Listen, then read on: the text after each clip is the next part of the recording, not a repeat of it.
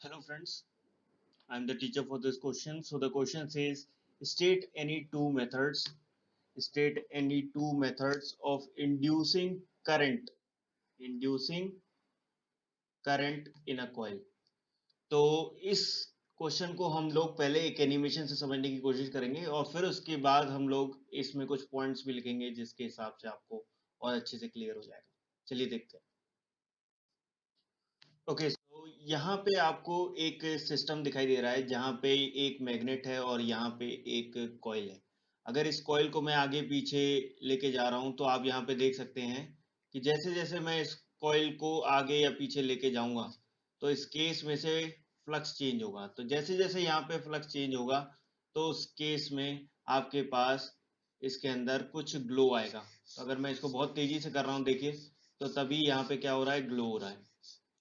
वहीं अगर मैं इस कॉइल को मैं एक पोजीशन पे रख दूं और इस वाले सिस्टम में इस तरीके से इसको आगे पीछे मूव करूंगा तो उस केस में भी क्या होगा, इस कॉइल के अंदर कुछ करंट इंड्यूस होगा और जिस वजह से ये बल्ब ग्लो करेगा।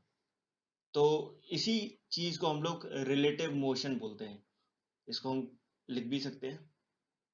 ओके, सो अगर मैं इसको ध्यान से देखूं तो यहाँ पे हमने पहली बात समझी कि by relative motion by relative motion sorry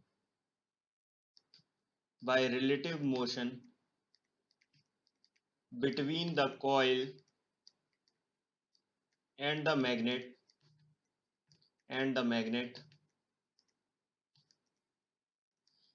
the current can be induced the current can be induced in the coil। आपने देखा कैसे, है ना। अब हम लोग दूसरे तरीके की बात करते हैं। तो यहाँ पे एक सिस्टम दे रखा है, यहाँ पे देखिए एक टैप है, इस टैप से पानी गिर सकता है। ये जैसी टैप इस व्हील पे गिरेगा तो ये व्हील मूव करेगा। जब ये व्हील पे आपने मैग्नेट लगा रखी है तो ये मैग्नेट भी रोटेट करेगी और जब ये मैग्नेट रोटेट करेगी तो ये बल्ब भी ग्लो करेगा। तो ये देखते हैं, देखिए जैसे जैसे यहाँ पे देखिए टैप से पानी आ रहा है तो ये क्या हो रहा है, ये व्हील इस तरीके से मूव कर रहा है। जब ये व्हील मूव करेगा तो इस केस में यहाँ पे ये नॉर्थ साउथ इस तरीके से घूमते रहेंगे और जैसे ही ये घूमेंगे तो इसकी वजह से यहाँ से जो मैग्नेटिक फील्ड लाइंस जा रही होंगी वो भी चेंज करेंगी।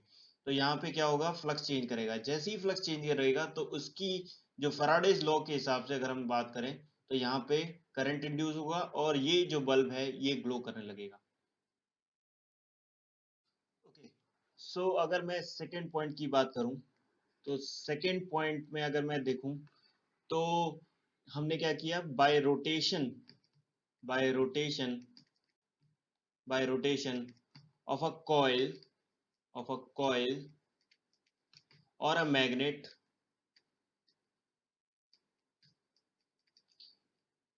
inside the magnetic field inside the magnetic field causes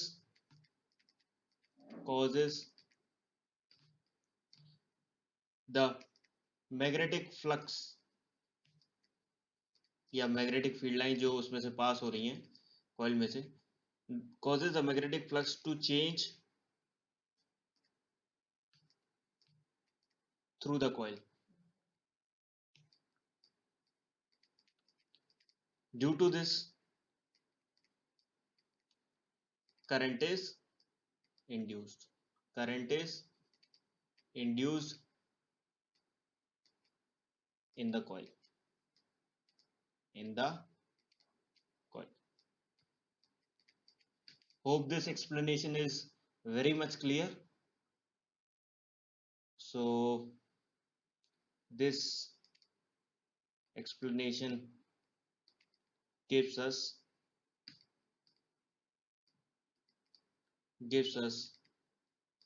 the required answer. The required answer.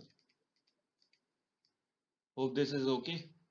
और अगर कोई भी डाउट हो तो आप बताइएगा। Thank you.